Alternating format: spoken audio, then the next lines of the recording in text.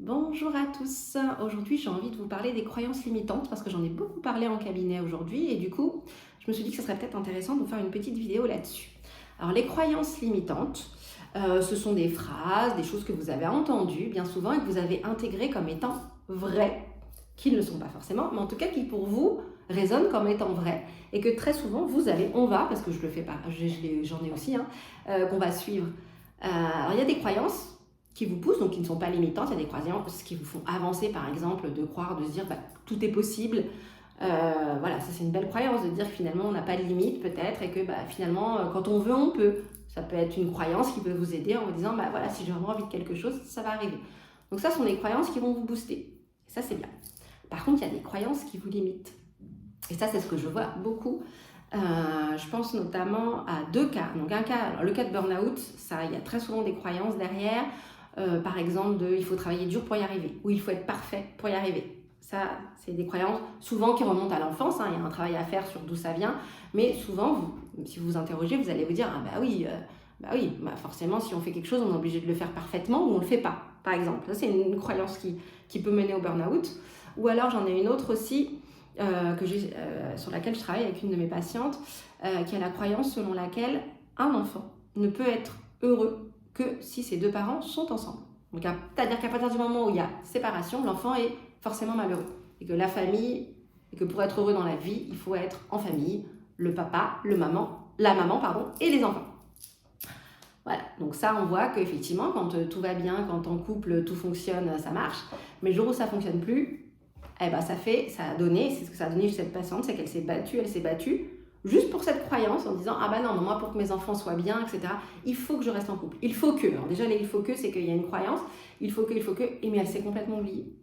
Et aujourd'hui elle est en cours de séparation, et c'est ça qui a été le plus dur en fait, c'est plutôt la croyance de dire mais mes enfants vont être malheureux, ma vie est foutue parce que je divorce, etc.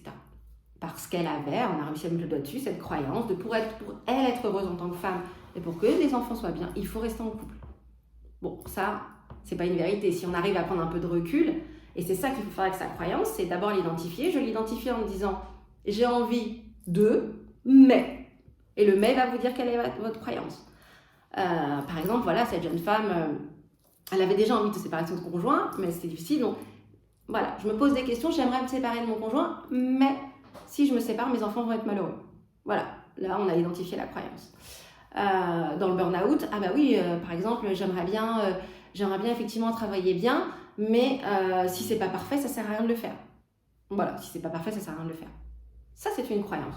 Donc, qu'est-ce qu'on fait avec ces croyances? On les regarde, déjà on les identifie, donc comme je viens de vous le dire, et après l'important c'est de les réécrire. C'est de les rendre ça à qui ça appartient, si ça ne vous appartient pas, parce que bien souvent ça vient de la famille, des gens, sur leurs croyances, vous leur rendez, merci, au revoir, et vous réécrivez les vôtres en fait. Prenez un peu de recul et finalement, par exemple, la croyance de il faut être en couple pour que les enfants soient heureux, on connaît tous, on a tous vu des personnes qui restent ensemble pour les enfants et ça ne fonctionne pas. Enfin, moi je vous le dis, ça ne fonctionne absolument pas.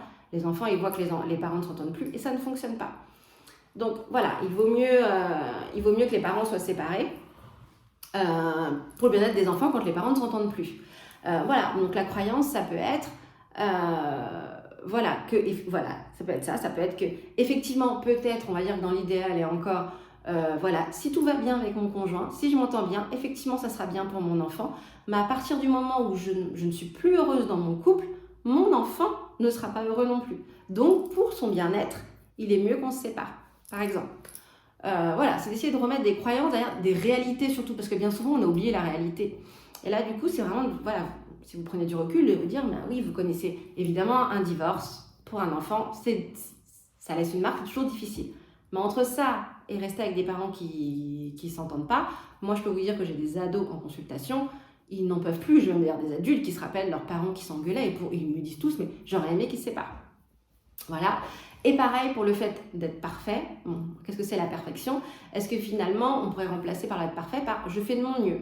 Je fais de mon mieux pour rendre un travail, je fais de mon mieux, mais surtout je m'oublie pas. Parce que sinon ça mène au burn-out, ce genre de choses. Donc voilà, je fais de mon mieux, je rends le travail, je sais que j'ai fait de mon mieux dans les délais qui me sont impartis, avec le temps évidemment que j'ai, avec ce que j'ai à ma disposition, je fais de mon mieux. Mais tout sans jamais m'oublier, c'est ça le plus important. Donc voilà ce que je voulais vous transmettre aujourd'hui. Surtout, voilà, prenez le temps de les identifier. J'ai envie de faire ça, j'aimerais faire ça, mais vous allez l'identifier. Et après, posez-vous en prenant vraiment du recul, en disant, mais est-ce que ça m'appartient? D'où vient cette idée? Est-ce que ça vient de moi? Est-ce qu'effectivement ça m'a été transmis? Et dans ces cas-là, hop, je le rends à la personne à qui ça appartient.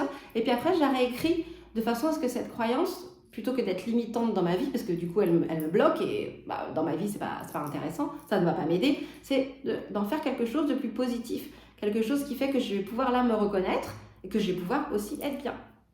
Voilà ce que je voulais vous transmettre aujourd'hui. Je vous souhaite une belle fin de journée. Je vous dis à très vite. Au revoir.